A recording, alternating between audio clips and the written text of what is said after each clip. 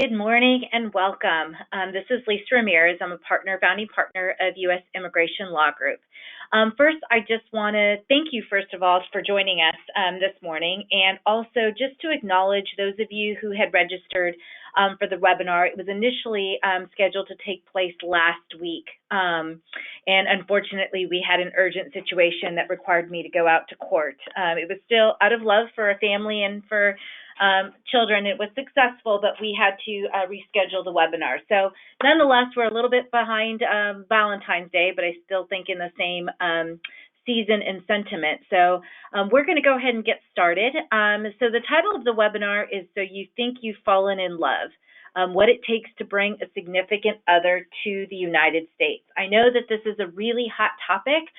We get a lot of questions and inquiries both through our office and our website. People are meeting each other. It's a smaller world, and people are meeting each other online.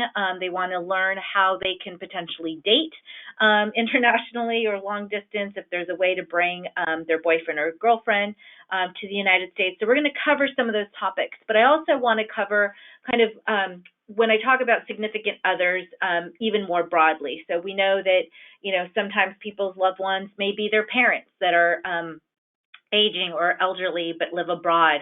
It could be someone's children that may live abroad. So we're going to briefly touch on those topics as well. Just a couple of housekeeping items. You are able to pose questions as we go. So if you do have a question, please feel free to send that in, and I will go ahead and answer them as they come in best as I can. And we'll also have some time at the very end for the Q&A. So if there's any issues or topics I may not have mentioned or talk about, we'll go over all of those at the end. All right, so we're going to talk about three types of options, right? So the first one we're going to talk about is the Fiancee Visa.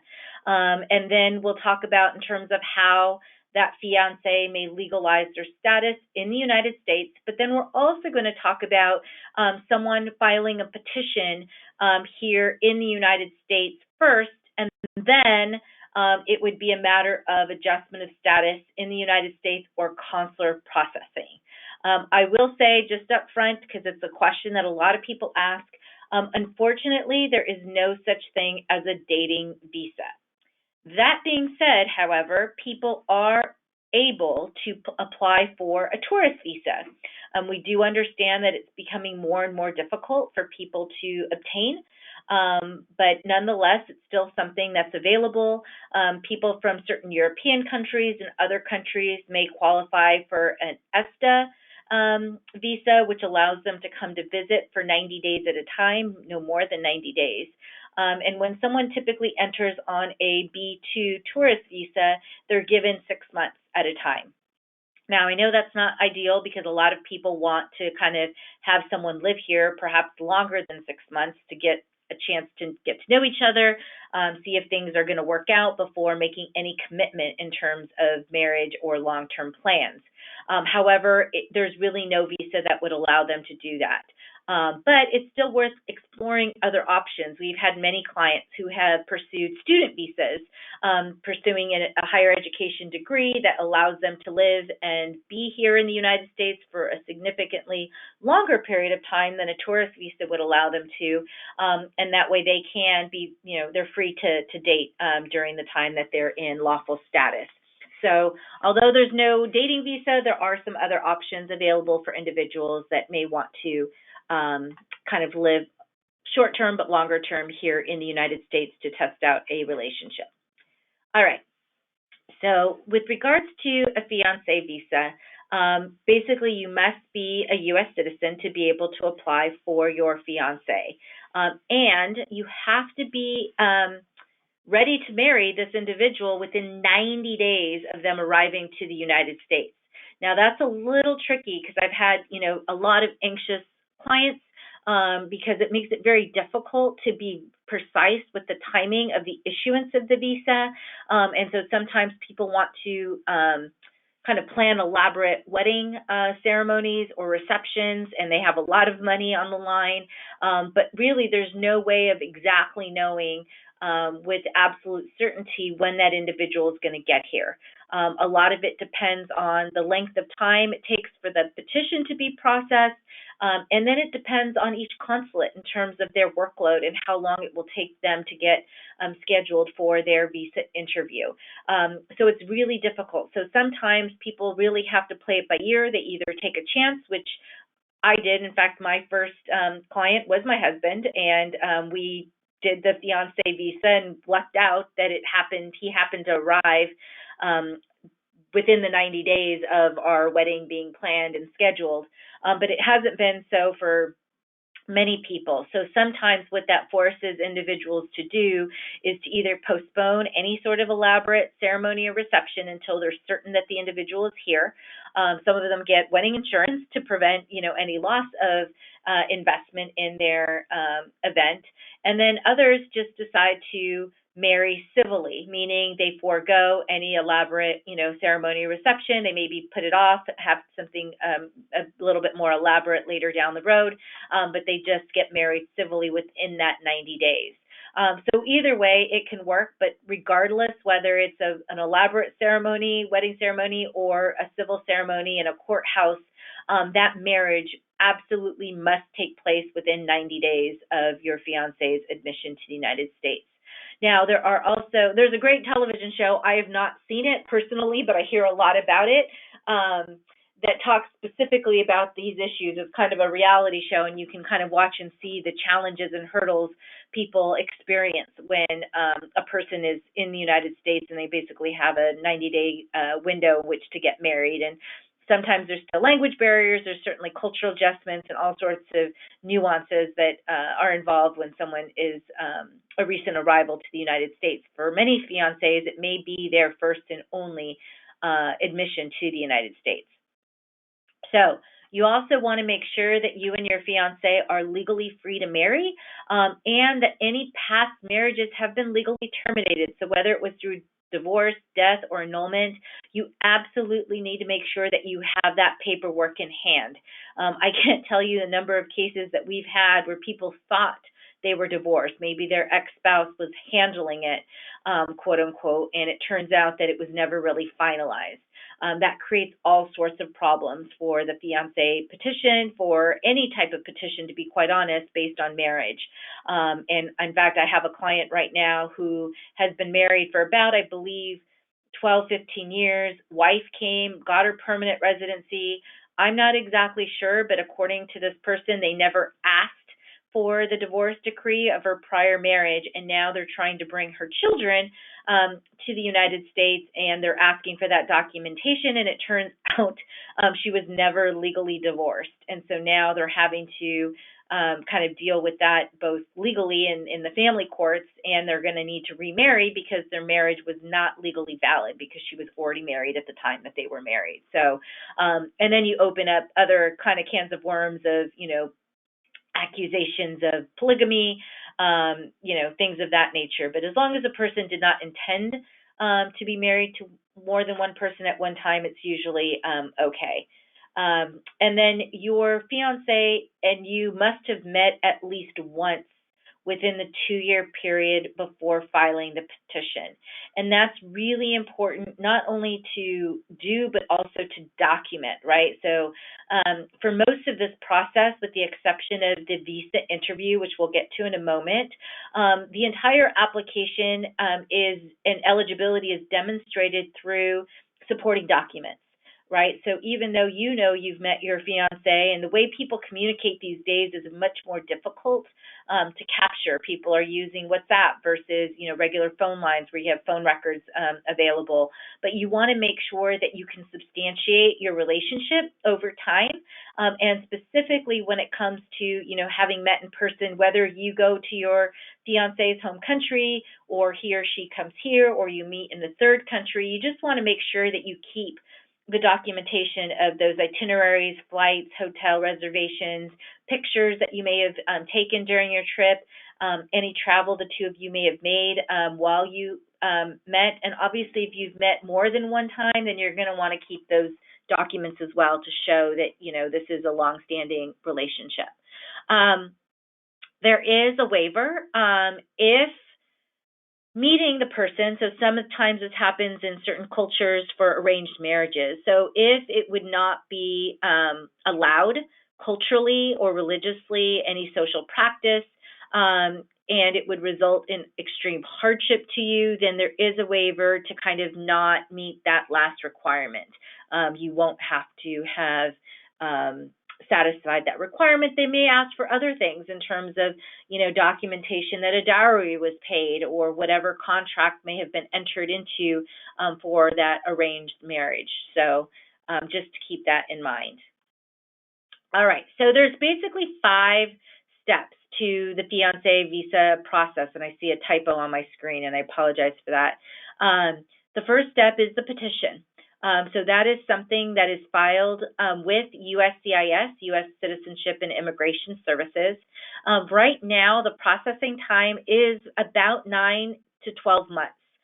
So people think, okay, I'm ready. I want a petition for my fiance, and they think they're going to be here, within the year. And I will tell you, the process from beginning to end is about 1.5 years at the earliest, and sometimes it can take longer, again, depending on the workload of the consulate that they're trying to get the visa issued. So once the petition has been filed, you filled out the application, you've sent in all your supporting documents, it's approved. It's now past, 8, 9, 10 months, and then the next step is to file the visa application with the Department of State. So there is a visa application that needs to be filed online, another payment needs to be made, more documents need to be sent, so that the Department of State can schedule your visa interview at the embassy or consulate closest to where your fiance lives. And so that would be the second step. Now, depending again on the consulate, depending on the distance of the country, it's typically not necessary for the U.S. citizen petitioner to be physically present at that interview. Sometimes it is an option, and I know sometimes U.S. citizens want to be there, but it's not always an option. So just know that it's not a requirement, and it may not be possible depending on what consulate or embassy you're being processed through. So so a couple of things can happen at the visa interview. The government could question some of the documents. They're certainly going to ask questions of the applicant. It's really important that your fiance knows as much about you as possible, because they will go over that application. And there's nothing worse than, them not knowing some basic information, like your date of birth, your full and complete name. To the extent that they know your family members, that certainly helps. But I will tell you that there's a tremendous amount of fraud. The government is aware of it. People pay people to get married, to go through the immigration process because they want to come to the United States. So the perspective of the government is basically just that. They're trying to ensure that fraud is not being committed, that this is a legitimate relationship, that there's, documentation of the bona fides of the relationship, that this person isn't simply looking for a free ticket to the United States. And we've had instances where people have come to our office after having their visa denied. So just because you're going through the process, there is no guarantee. And a couple of those instances, I think it was clear both to me based on the record and I think eventually to our client, the U.S. citizen, that the person really was just looking to come to the United States. And we're going to talk a little bit about some other kind of evidence that the government accesses to determine whether or not there is fraud in place. And one of those things being is individuals' social media accounts and their handles. So we'll talk about that in just a moment. So let's assume everything goes well, the visa gets issued, your fiance has 60 days in which to enter the United States with that visa. Okay, so hopefully they've taken whatever steps necessary to kind of wrap up what they need to regarding their property or their home, their employment, etc. But they will still have 60 days from the date that the visa was issued to enter the United States. So there's no need to buy tickets, ahead of time of the visa interview. I always tell our clients, please just wait until you have the visa in hand, because the last thing you want to do is have to then, just waste more money rescheduling airline tickets. And then once the individual arrives in the United States, that is exactly the time when that 90-day clock begins to tick. And so they must marry the U.S. citizen who petitioned them. Now, we've also had and seen cases where an individual comes and they actually never get married. We've had cases where they kind of just disappear. So basically they came into the United States and essentially abandoned their U.S. citizen fiance. There's been other instances where people later on marry someone else and they try to legalize their status that way. The fiance must marry the individual who petitioned for them. So even if they marry a U.S. citizen, years down the road, that isn't going to give them permission to legalize their status. All right, and the fifth and final step is the adjustment of status.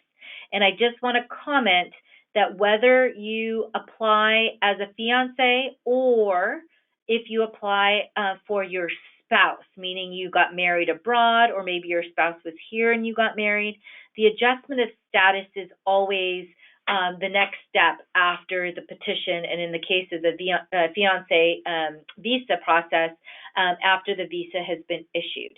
So just because someone has an approved petition, just because someone has an approved visa, does not give them lawful permanent residency status. So the way in which an individual would then get permanent residency status is that they have to file additional documents, additional forms.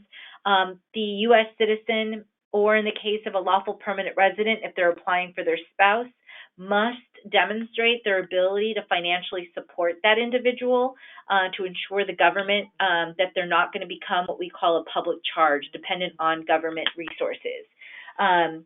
So USCIS, so now, if they've gone through the State Department process, two completely different federal agencies, now U.S. Citizenship and Immigration Services is going to be the one to make the call as to whether or not the person should be granted permanent residency. Okay, and again, there is no guarantee at any point with immigration processes. So I always tell people, for us, it's not a game.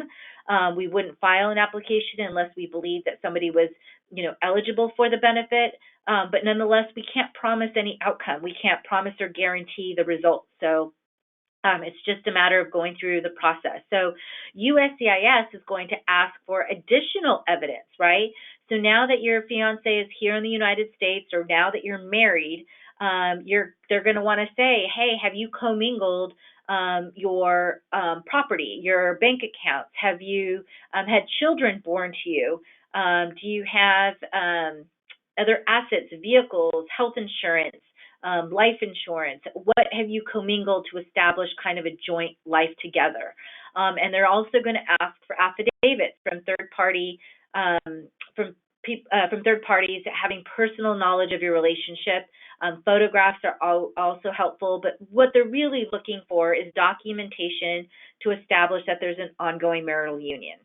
And they're both the U.S. citizen and the spouse will be interviewed, so you will be subject to an interview. Now, people get really nervous at this point because I think they've seen, different movies or TV shows where individuals can be separated.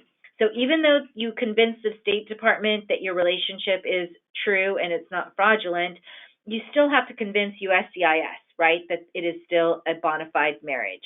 And so there are instances, although it's not very common, for USCIS adjudicators to separate individuals during the interview. They really only do that if they suspect fraud. And I will tell you that because marriage fraud is such a huge business and problem, USCIS has an entire unit or department that's dedicated to investigating marriage fraud. So what people don't realize and often aren't aware of is that by the time that their interview's been scheduled, there have been USCIS investigative officers that have already paid a visit to their home address. They're making sure that, you and your spouse are coming and going from the same place, that, they don't just see one of you going or they see the other person living somewhere else. Now there are instances where people may legitimately not be able to live in the same residence for a period of time because of employment, or they've got an assignment out of state or away. So all of those things can be overcome, but they will speak with neighbors if they need to find out whether or not neighbors are aware that the two of you live there. Very rarely, but on occasion, I will be quite honest, we see this happen most often with our same-sex female marriages than even our male marriages, but they could knock on the door. They may want to inspect the premises to see that you're in fact, sharing a bedroom together, that both your clothes are there. They can ask additional questions. So just be prepared for that possibility of an interaction with an investigator, just confirming that you both live at the same address and carry yourselves out as husband and wife. Now, assuming that the interview goes well, USCIS will grant your spouse conditional permanent resident and issue a permanent residency card, but it's only going to be valid for 2 years. So the reason for that is that anyone that's been married for less than 2 years and applies for permanent residency based on a marriage, again, because of the prevalence of marriage fraud, USCIS is going to give you a green card that's only valid for 2 years, because you are going to need to now file another application 90 days before your 2-year anniversary is the soonest you can file it, to demonstrate that that marriage was a bona fide marriage, meaning you still continue to, be spouses, or that if the marriage for some reason fell apart, that you're divorced, you can still try to remove those conditions on your own, but it's much more difficult. Again, this is all going to the government's responsibility of avoiding marriage fraud. And so you will have to file another application, another fee, more supporting documents showing your marriage together, your jointly held, assets, accounts, properties for the last 2 years since you got your initial permanent residency card. And then once that application is approved, they will give you a permanent residency card good for 10 years. And just as a side note, that spouse that is married to a U.S. citizen could apply for U.S. citizenship, him or herself, 3 years after receiving their conditional permanent residency. So sometimes people are very excited and want to become a U.S. citizen, and their application to remove the conditions on their residency is still pending. Nonetheless, they can still move forward applying for naturalization. All right, let's talk briefly about the children of fiancé. So sometimes, because there are many people who have been married, multiple times, and there's children that either resulted from a prior relationship or a prior marriage, but the fiancé has legal and physical custody of that child, and that's really important because there are times where a fiancé thinks that they're going to be able to just bring their children with them, and it's not always so easy. The reason for that is that the U.S. government respects, the laws of other countries, and they require that the fiancé demonstrate that they have legal and physical custody of that child. So basically permission from the biological parent, the father or the mother, to be able to move internationally to the United States.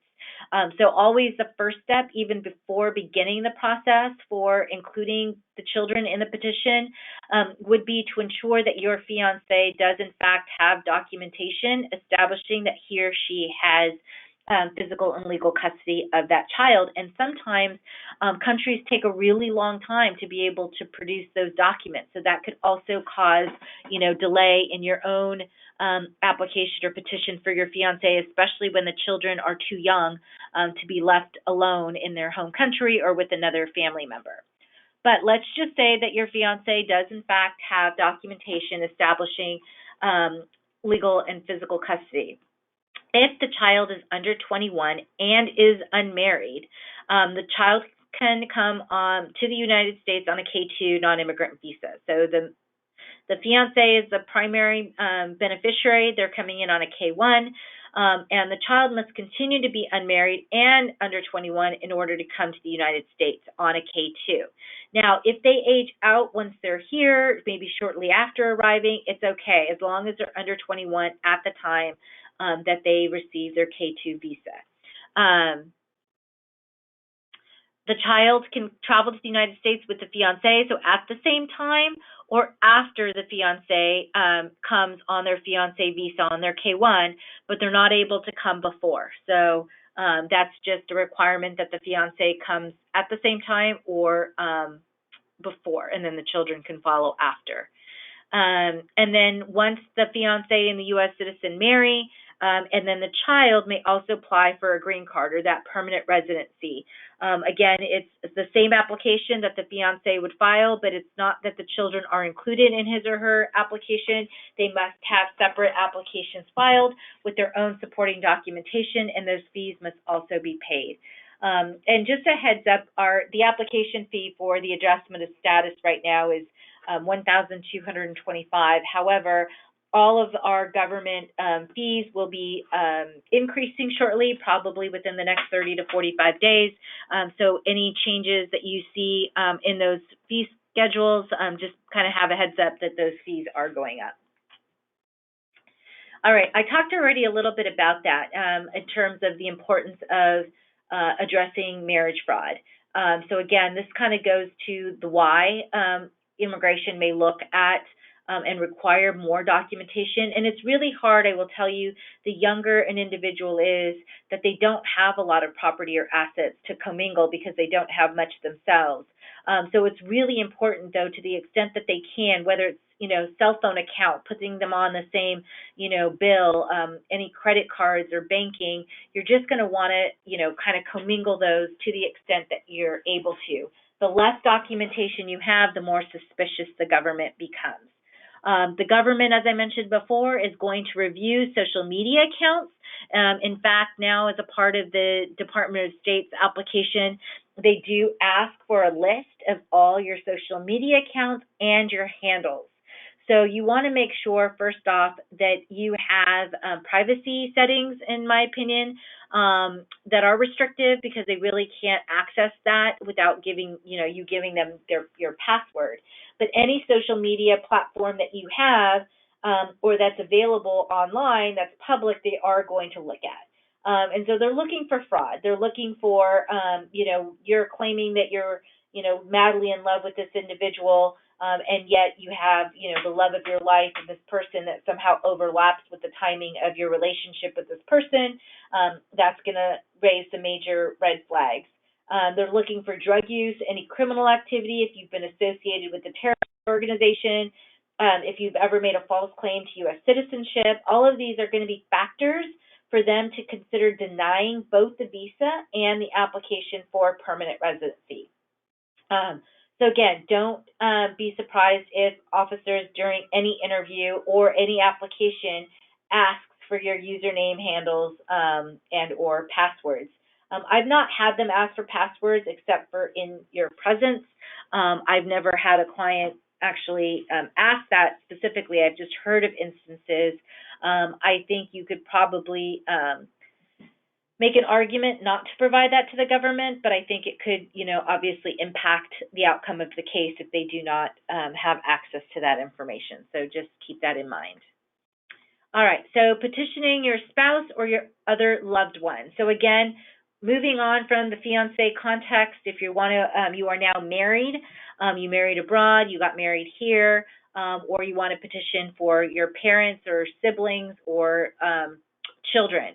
So just to kind of give you a very, very basic overview, U.S. citizens can petition for their spouse, their sons and daughters, regardless of whether they're married or unmarried, their parents, and their brothers and sisters. However, to be able to apply for your parent or your brother and sister, the U.S. citizen must be over 21 years of age. Now, talking about this context, we are also now including lawful permanent residents. So if you're a lawful permanent resident, you can petition for your spouse or your unmarried son or daughter. So that is also a possibility. It was not possible for the fiancé petition. So to kind of give you an idea, so the I-130 is a family-based petition that needs to be filed first. So regardless of whether the loved one is in the United States or outside the United States, it also starts with a petition. So unlike the fiancé petition, it is the family-based petition that is filed. So basically, you file the paperwork, you pay the fee. Again, you've got lots of supporting documents showing the bona fides of that relationship. When we're not talking about a marriage, it's a little bit easier. So a marriage application essentially has two parts. There's a beneficiary application and there's a petitioner application, and you have to show all of the documentation of the bona fides of the marriage. If you're applying for a parent or a child, it's a little bit different. The purpose of the application is strictly to ensure that the relationship is truly a biological relationship, that your daughter or your son is your biological son or daughter, that your parents are truly your parents. That's the only purpose that the petition serves. There's no benefit that comes with the petition. It doesn't give work authorization. It doesn't give protection from deportation. It's just simply to legitimize the relationship. So once you file the application with whatever supporting documentation, within 30 days, you're going to get a receipt notice from USCIS. It basically just says, got your application, got your filing fee, and then you basically just wait. Depending on the category of the petition, so if you're an immediate relative of a U.S. citizen, it's taking about 8 or 9 months for these petitions to get processed. Now, if you're a lawful permanent resident filing for a spouse, it could take a couple of years because the waiting time is a lot longer for lawful permanent residents. So again, it depends on the category, who the petitioner is, who the beneficiary is, will determine how long that petition process will take. Now, a couple of things may happen before a decision is made. USCIS may issue what we call a request for evidence. They may want you to provide additional evidence. You didn't have enough bona fides of your marriage, or they're questioning perhaps the birth certificate that was submitted. There's issues or problems of some kind that need some deficiency that needs to be addressed. And then you have an opportunity to respond within a certain period of time to that request for evidence and send them what other information that they're requesting. They also could suspect fraud. They can issue a notice of intent to deny. Now, this happens often cases, like I said, when investigators have gone out to the place of residence, they've spoken to other people, they have reason to believe that this is a sham marriage, that it's not, legitimate marriage. And so they can, off the bat, issue a notice of intent to deny. You do have an opportunity to respond to that notice of intent to deny. You must make sure that any response that's required by the government is met within that time frame. Otherwise, they will deny that application for failure to respond in a timely manner. And then again, if we're talking about U.S. citizens, the decision typically is issued within, like I said, 8 to 9 months. If it's a spouse, it could take a little bit longer if it's a child or a parent. But typically, U.S. citizens see their I-130s adjudicated and approved within 9 to 12 months. All right, so let's just presume now the first step is accomplished. Your petition has now been approved. So now it's a matter of whether or not the person is eligible to adjust their status in the United States, or if they have to go through consular process. And something that a lot of people don't understand, just because a person is physically in the United States does not give them the right to adjust their status or to apply for their green card or permanent residency in the United States. So, I actually had a slide. Let me see. Actually, here we go. I'm going to skip this one. Okay. So let me go to the consular process. So if the person is outside the United States, then that means they're going to do what we talked about earlier, similar to what a fiancé does, meaning that they're going to have to complete an additional application. They're going to need to submit additional documents. They're going to need to pay for additional fees, and they're going to have an interview scheduled at the embassy or consulate nearest where they live. Okay? So again, this is kind of similar to the fiancé process.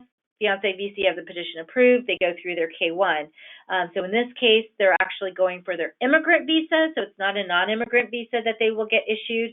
But similarly, if everything goes well, they will be issued a visa, and they will be given 6 months in which to depart and enter the United States. They'll be given a visa packet to be able to give to Customs and Border Protection when they enter the United States.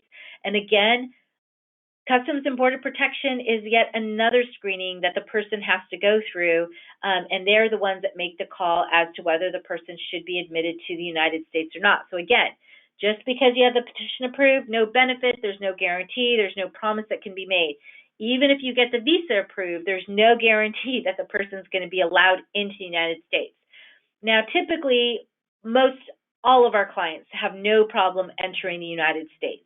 But there are instances where CBP may deny entry to someone, whether it's for criminal backgrounds that they have access to, whether they have reason to believe that the person is a drug user because they catch them with, a joint or pot, marijuana in their bags, and we've had that happen or have heard that happen with clients that have come to our office after the fact. So you just want to be very careful and sure that there's nothing on the person's luggage or in their property that would violate our immigration laws. And then there's an additional fee that will need to be paid online for them to be able to get their lawful permanent resident card issued, and that typically comes within 45 days of arrival. So this kind of gives you an idea of the process. So this is the immigrant visa process through the consular offices. So again, like I said, we've got the I-130 petition. Then we've got to pay, once that's approved, you pay these national visa fee bills. Now, some people may need to apply for a waiver before they can move forward. But for purposes of this discussion, we're just going to assume whatever waiver has been submitted, it's been approved, or maybe one is not needed because they have no immigration violations. Then you're going to need to file the affidavit of support and civil documents. Then typically about 180 days later from the time of filing that, you're going to get scheduled for your interview. And then 10 to 15 days from the interview, you'll get a decision on that visa. Assuming you're issued the visa, then you're going to pay the LS immigrant visa fee, and then you're going to make plans to come to the United States. And then typically within 120 days, the individual receives their lawful permanent residency card and their Social Security card by mail. All right, so let's talk about who can adjust status in the United States. As I mentioned previously, just because an individual is physically in the United States does not mean that they can adjust status in the United States. The only people that can adjust status in the United States are individuals who are currently in legal status. Maybe they're students, maybe they've got an employment visa, but they have some sort of legal status. There are some exceptions to this rule. So there are certain visas that people may have legal status, but the visas themselves preclude them from being able to adjust status in the United States. We see that often with individuals who have, for example, a J-1 visa that requires them to go back to their home country for 2 years before they're able to, remain in the United States or apply for permanent residency. That's typically because they're either a medical professional, maybe the government paid for their education or training that they were receiving here, but the government has some invested interest in that individual to require them to go back home. So that's just one example. But for the most part, individuals who are in some sort of legal status can adjust their status to lawful permanent residency. Also, individuals who are immediate relatives of U.S. citizens, and I mean just parents, children, or spouses of U.S. citizens, and they last entered the United States lawfully, even if they overstayed. So let's say, for example, someone came in on a tourist visa, they met somebody, 10 years later, they got married. Because their last entry in the United States was a lawful one, and they're an immediate relative of a U.S. citizen, they're going to be able to adjust status in the United States. It's just something that our law allows for, and it's a great benefit. But again, it's only for immediate relatives of U.S. citizens. So if you're married to a lawful permanent resident, it's not going to work. If you're a brother or sister of a U.S. citizen, it's not going to work.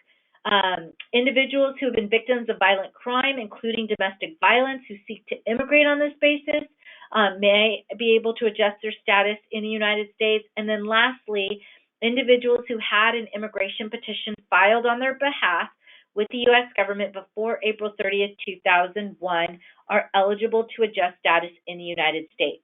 However, in order for them to do that, they need to pay a $1,000 fine, first of all, It's under our law 245I, and they need to demonstrate that they were physically present in the United States on or around December 21st, 2000. Okay, so those are two requirements. Now, this may also include individuals who may not have been a direct beneficiary, but let's say their parent was a beneficiary and they were a minor child at the time a petition was filed on their parent's behalf. They can still use that petition to qualify for 245I and be allowed to adjust status in the United States. But as you can see that there's very few people who actually can adjust status in the United States. One of the common questions that we get also is some people think that it's easier and faster to have their spouse or their fiance to come to the United States on a tourist visa, get married while they're, in legal status as a tourist, and then file for their adjustment. What I'm going to tell you right now is that there is a major presumption of fraud when people try to do that too quickly. So the government basically says anybody who gets married within 6 months of entering on a tourist visa, the government is going to suspect fraud.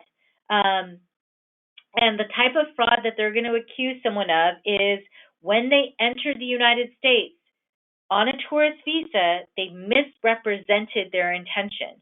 When people enter on a tourist visa, it is for the sole purpose of visiting the United States, not to live. So unless there's been a significant change of circumstances, and there are plenty of them, but unless there's been a significant change of circumstances, the government is going to assume that that person misrepresented themselves at the point of entry, that they really intended to live here, and this was a way of evading our immigration laws rather than trying to go through the normal process. So again, if you have evidence to the contrary to overcome that presumption, great. But if not, just be very, very careful. It's typically not a good idea because it would require that the person falls out of status and begins to accumulate unlawful presence, which has its own set of problems, or that they have to have, legitimate documentation or explanation as to why they entered as a tourist and then decided to suddenly get married and stay. And those circumstances happen. You just have to make sure you're prepared to explain it. All right, so assuming that someone does qualify for adjustment of status in the United States, obviously you always need to make sure that they are screened and determined eligible for permanent residency. So one of the questions, or one of the things I guess we see quite a bit, is people ask, can I file a petition for my spouse? Can I file a petition for my son or daughter? Can my son or daughter file a petition for me? And 9 times out of 10, the answer is yes. And there are a lot of notaries, there's a lot of attorneys that will charge you a lot of money to file the petition. But the better question to ask is whether or not your spouse, your son, your daughter, your parent qualifies for permanent residency. Like I mentioned, filing the petition doesn't come with any benefit. Okay, it doesn't provide protection from deportation, doesn't give work authorization. It's just to verify the legitimacy of that relationship.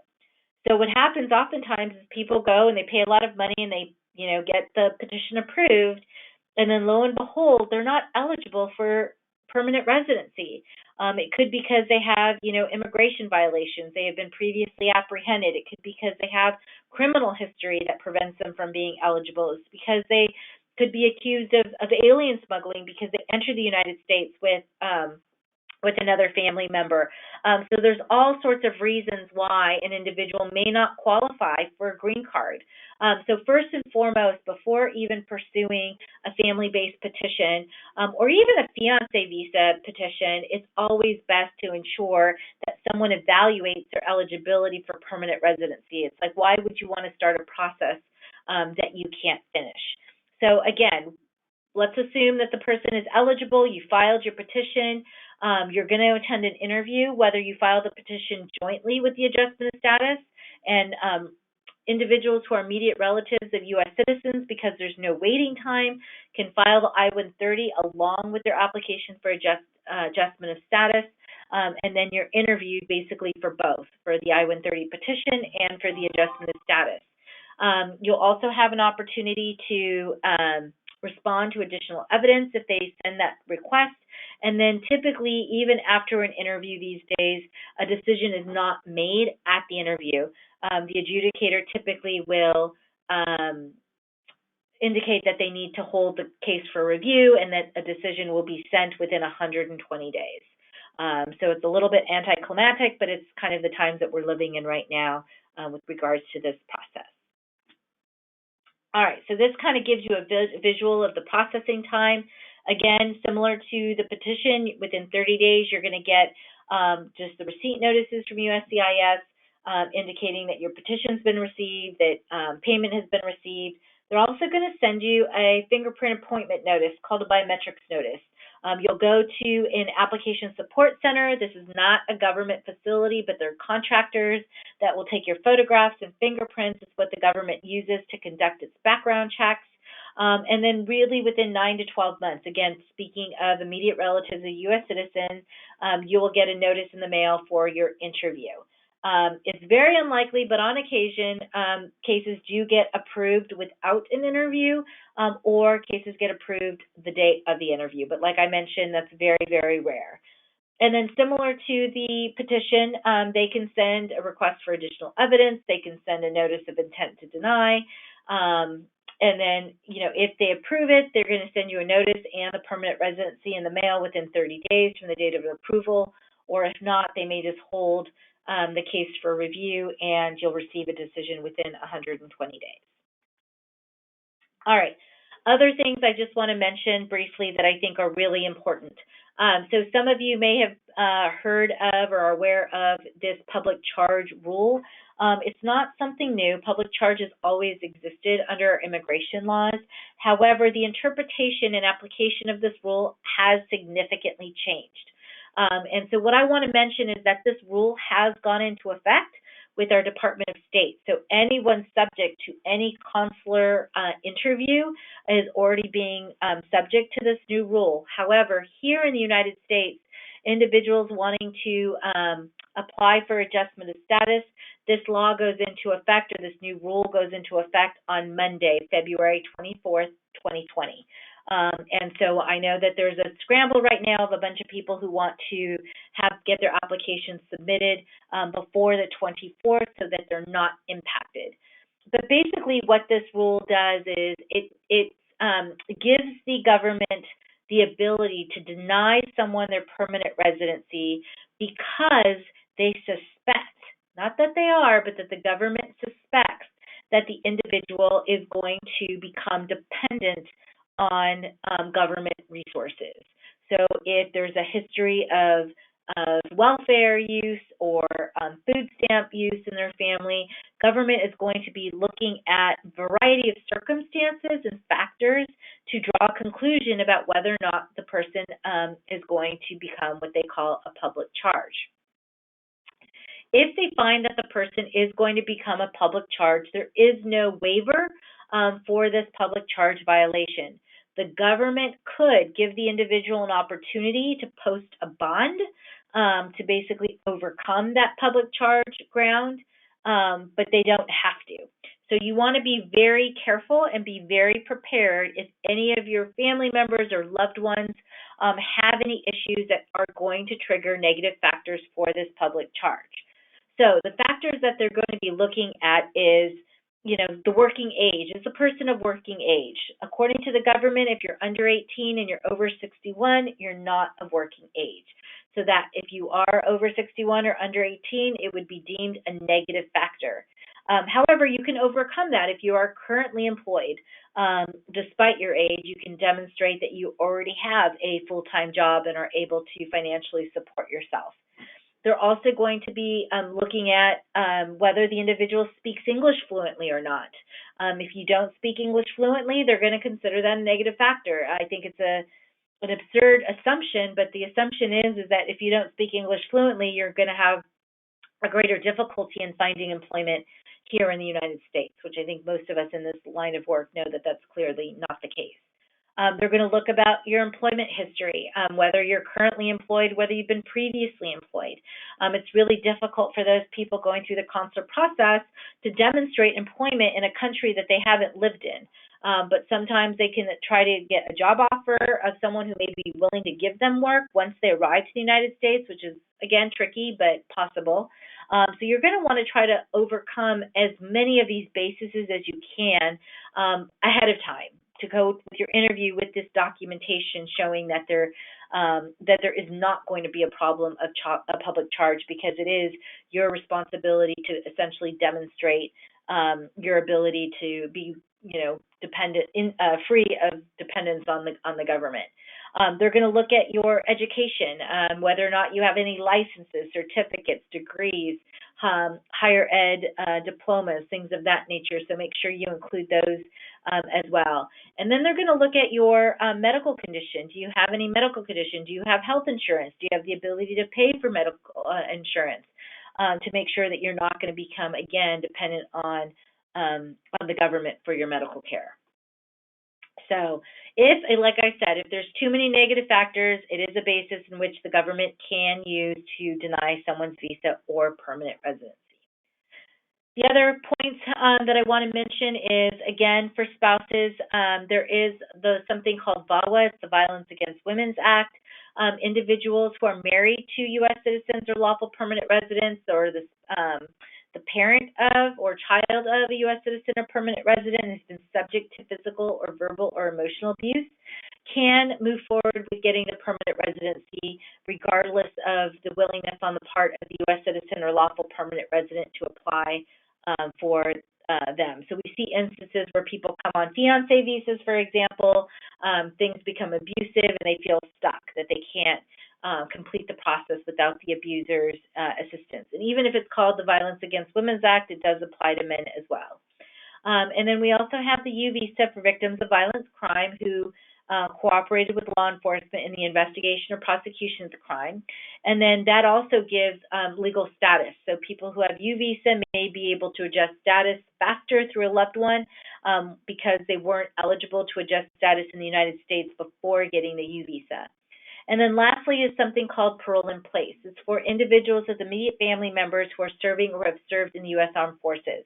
This is a great gift. I know this administration has talked about discontinuing this program, but as it stands, it's still in existence. But it's really great for those people who would not otherwise qualify to adjust their status in the United States, that they would have to leave the U.S. in order to get their residency. If they get PIP, it is protection from deportation. It does give them work authorization, and it does give them the lawful entry that many of them need in order to adjust status in the United States without having to leave. All right, other steps that you can take, whether you're planning to petition for someone now or someone in the near future, just make sure you stay educated. Things are constantly changing with regards to immigration laws and policies and procedures. So again, just make sure you check the USCIS website, make sure that you got the current, update on fees and the requirements. And then be prepared. Don't wait. Start gathering any and all information you can to ensure that you or your loved one qualifies. So don't wait till the last minute thinking that they're going to be able to come, within a month or two. It's going to take about a year and a half for a fiancé to be able to come to the United States. So just make sure you've got as much documentation and information that you need to be able to move forward in an expeditious manner. Have a plan. So if there's a factor such as public charge, you can enroll in school if necessary to learn English or to get a certificate or a GED or a higher education degree. Gather documentation that will demonstrate eligibility. Make sure you've got, certified copies or originals of your birth certificates, your marriage certificates. If you don't have that basic documentation, then please take the necessary steps to request it. And then please, feel free to share this information with your family, friends, and community. If you found that this was helpful, if there's anybody else that you know that is interested in applying for a loved one to legalize their status in the United States, please feel free to share them this webinar. It will be posted on our website, which you can find at www.usilg.net. And if we can be a resource to you or to anyone you know, feel free to give us a call. So right now, I'm just going to check in to see if there's any questions that anyone may have about anything that we spoke of, or anything maybe I didn't mention that you have a burning question about. Please feel free to go ahead and go under questions. I believe you can type that question in into that chat bar, and I'll answer them as I see them come up. Also on this screen, you have our social media handles, our Facebook page, Instagram, and Twitter. You're welcome to follow us. My contact information is there as well. Again, it's been a pleasure to be with you this hour. If there's anything that we can do to be of service to you or to your loved ones, please do not hesitate to give us a call. So with that, I do not see any questions in the question bar, which means either we answered all your questions successfully, or no one had any questions that they needed me to elaborate on. So I hope you have a great rest of your day. We do have additional webinars coming up in the future.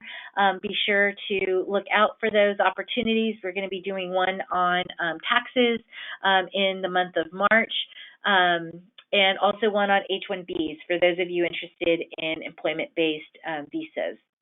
So if there is nothing further, I thank you again and wish you a great day. Thank you. Bye-bye.